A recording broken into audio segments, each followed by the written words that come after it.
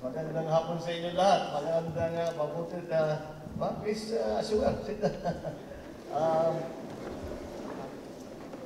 but si Itos has been, iniimbita na ako na mapunta sa mga reunion na ito. Ilang taon na, mga 4 na taon na nga.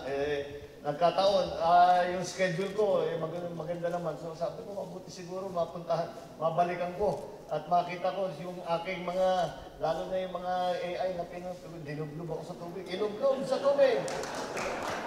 Pero pinapunta ko yung mga ambush position. Tapos, nagtataka ako, yung dumating frag order, 3 o'clock ng gabi. Na kailangan lumabas na raw kami, mag-ambush position. So, nag-aantay kami doon. Gutom na gutom, di pa kami nag-aalmusal. Habang nag-aalmusal ako, sabi ko, anong oras dapat dadating yung ambusin natin? Sabi lang, baka mga 6 o'clock. 7 o'clock na wala pa. Bigla na lang may dumaan na malalaking itim na kotse. Ay naku, sabi ko, alam ko nang nangyayari dito. Di pagbaba namin, nagpaputok kami nagpabagsak kami ng kahoy. Baba kami, pagbaba, hinuli na kami. ENE na. Yan na, yung sinasabi ni Master na ilugdog sa tubig. Habang tinanggal yung sapatos ko, tinanggal yung boots ko, wala na kami tapos interrogate kami. Ang nanonood yung parents ko, ang tatay ko at nanay ko.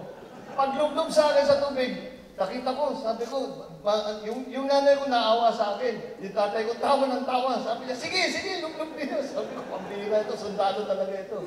Pero yun na, siguro, habang buhay ko, hanggang ngayon, one of my regrets is hindi ko napadaan sa military yung aking mga anak. Dahil sila'y nag-aaral sa labas. But lagi kong pinapaalala sa kanila na siguro malaking bahagi sa aking pagkatao ay ang pag-training ko sa military, naramdaman ko kung ano yung camaraderie, naramdaman ko kung ano yung sakripisyo ng ginagawa ng military. Kaya yung inyong binabanggit na Alumni Association, marami ako may tutulong dyan. Sabihan ninyo kung ano yung plano ninyo.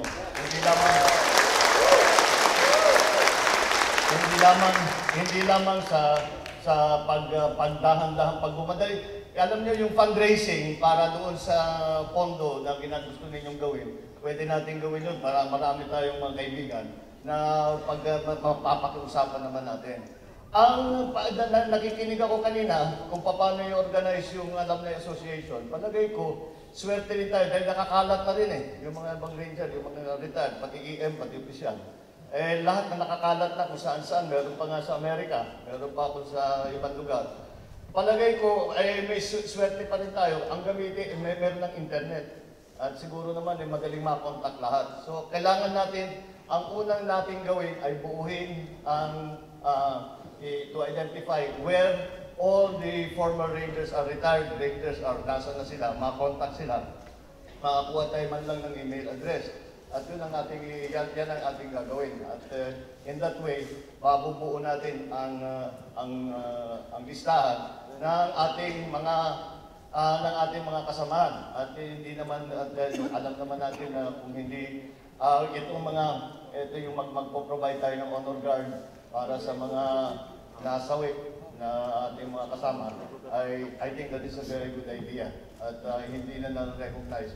Alam mo, ang pangalan ang SR, ang unit na SR, nung panahon namin, sikat na sikat, talagang yan ang laging siguro sa lahat ng mga unit, yan ang mga first very secretive. Dahil maraming operation hindi pwede pag-usapan. Pero alam natin na maraming operation din na talagang ang SR nagpakita ng gilas.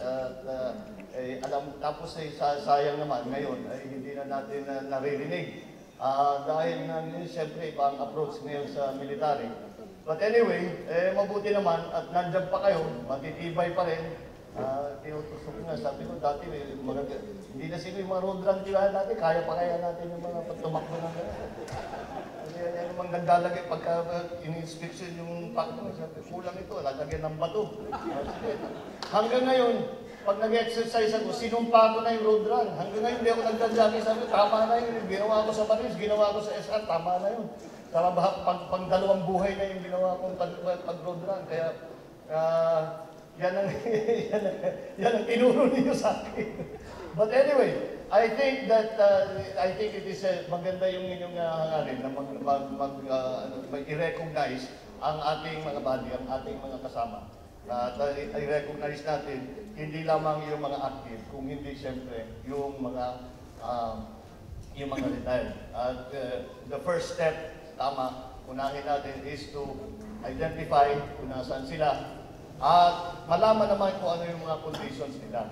Ngayon, yung sinasabi, yung matching ng mga pangangailangan, isa pa yun, marami tayong magagawa dyan. Because siyempre, marami akong kaibigan sa mga iba't ibang government agencies kung anong kailangan ng isa sa atin, ay pwede natin lapitan, pwede natin hanapan ng paraan. Both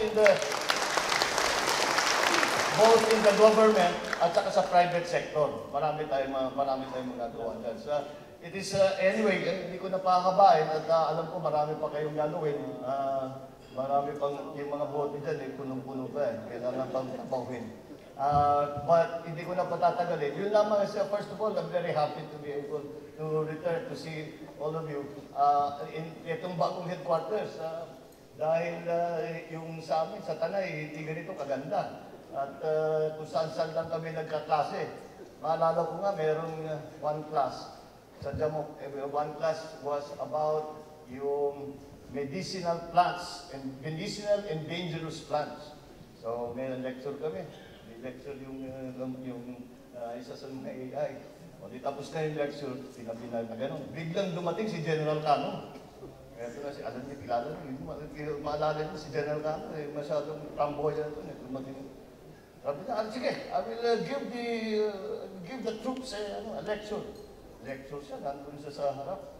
Mamaya ng konti, habang nagsasalita, nakita mo, yung mga poison ivy na naiwan dun sa mesa, nangangatin na si General Cano.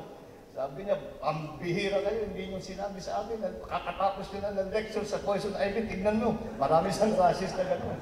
Yun lang, ganun lang, pero sa tabi-tabi, sa bahay yun, naalala ko kay General Marking na bahay. That was his, di ba, nandun tayo, madalas doon tayo sa baba. Doon tayo nagkaklase. So, yung mga memories na yan, at yung mga camaraderie nga, yung pagsasama sa ating mga tropa, ay siyempre, habang buhay, hindi makakalimutan yan. And hanggat may kaya tayo, huwag kayong magdadalawang isip kung may kailangan kayo. As a group or individually, you come to see me for anything that you need. At alam naman ninyo, walang iwanan ang SR. So, nandito ako lagi para sa inyo. So, thank you very much. Happy Foundation.